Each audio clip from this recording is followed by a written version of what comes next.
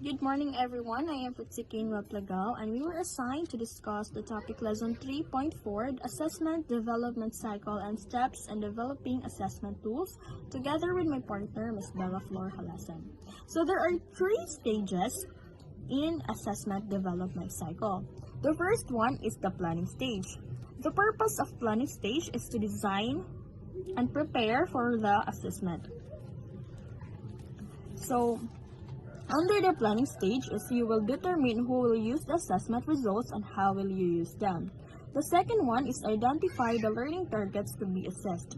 And the third one is select the appropriate assessment method or methods. And the last one is to determine the sample size. So the second stage is the develop stage. Develop stage is a good assessment follow an intentional and reflective process of design, implementation, evaluation, and revision. So under the develop stage, you must develop or select the items, exercises, tasks, and scoring procedures, and review and critique the overall assessments for quality before use. And the last one is the use stage. Here is you must conduct and score the assessment. And lastly is revise as needed for future use. So next is here are the steps in developing assessment tools. So there are 8 steps. The first step is examine the instructional objectives of the topics. The first step in developing a test is to examine and go back to the instructional objectives so that you can match with the test items to be constructed rather. And the second one is to make a table of specification or TOS. TOS ensures that the assessment is based from the intended learning outcomes. The third one is to construct the test items. In constructing test items, it is necessary to follow the general guidelines for constructing test items. Begin writing items far enough or in advance so that you will have no time to revise them. Match items intended outcomes at appropriate level of difficulty to provide valid measure of instructional objectives. Limit the questions to be assessed. Next is be sure that each item deals with an important aspect of the content area and not with trivia. And be sure that the problem posed is clear and unambiguous. Be sure that all the item is independent with all other items. And here is also you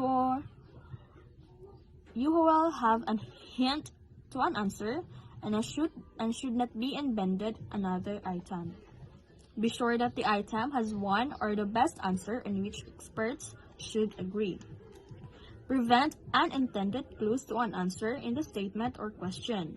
Grammatically inconsistencies such as a or an give clues to the correct answer to the students who are not well prepared to the test. Avoid replication of the test book in writing test items. Do not quote directly from the test materials. Besides, take out of context. Direct quotes are ambiguous. Avoid trick or catch questions and achievement tests. Do not waste time testing on how well your students can interpret your intentions. And lastly is try to write items that require higher order thinking skills. Number 4 is to assemble the test items. So after constructing the test items, there are different principles of constructing test items. The next step is to consider the disassemble the test items. So there are 2 steps in assembling the test. The first one is the packaging test, and the second one is to reproducing the test. So in assembling the test, there are guidelines that we consider. So the first one is group all the items with similar format. Number 2 is arrange the test items from easy to difficult. The third one is space the test items for easy reading. Number 4 is keep items and options in the space.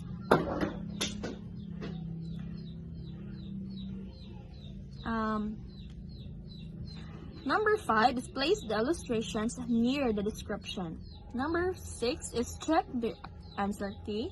And the last one is decide where to record the answer. And for 5 to 8, Miss Bella Flor will continue. Thank you. My name is Bella Flor Imhalasan and my topic is the continuation of the steps in developing assessment tools. Next is assemble the test items. After constructing the test items, following the different principles of constructing the test items, these are the steps to consider in assembling the test items. There are two. First is packaging the test and the second is reproducing the test. In assembling the test, we have to consider the following guidelines.